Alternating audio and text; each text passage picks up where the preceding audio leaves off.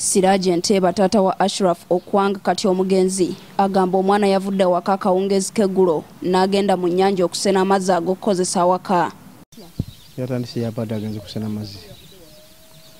Olwagenze okusena amazzi n'agenda okunaaba ne kimukwata. Obudde bwe bwagenderedde ng'omwana talabika kyabalowoozesezza nti agudde mu nnyanja.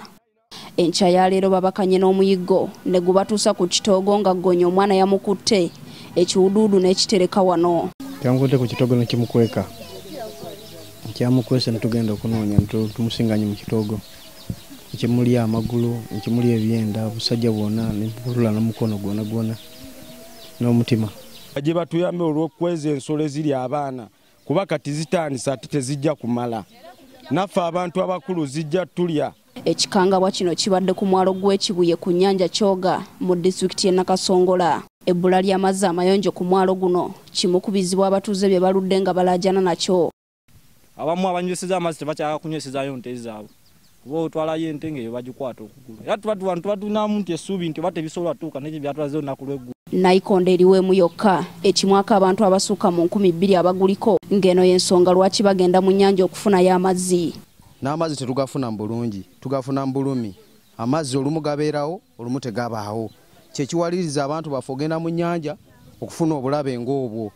Naye nga naffe tuli banyiivu nnyo abantu b'eno ku mwalo gw'e Kibuye olw'ebbula ly'amazzi n'okubanga gavumenti enyigiriza omuntu wa wansi naye nga terina kyetukolera. Abatuuze bagamba guno si gwe gusoose Ggoonya okubalumba. Omwaka oguwedde yali emize omuntu ne bagikwata.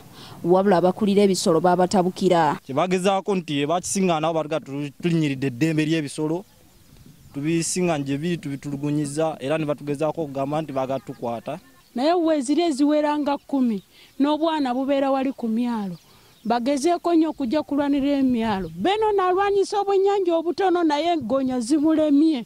Agezeeko okulwanyisa Ggoonya kwanza alyokadde mu nnyanja. Ab'enganda poliisi yabawadde olukusa okuziika omugenzi. Wabula abatuuze basigadde mu bweraliikirivu ku kiki ekiddako kubanga Ggoonya baziraba mweziri. Kati amazzi ge tulina ga nusu 2. Mamu abaana amanyi okubeerawo nga tana nusu 2 bigula ki amazzi. N'atuma akaana kajja kakimeki waliwo n'abakadde b'oyinza olaba nga bali awo kale nga tasobola kwekimira amazzi ku ki. Tuli mu bulumi bungi ku myalo tugenda kudduka buddusi ku myalo kuba tulemeddwa kubeera ku myalo.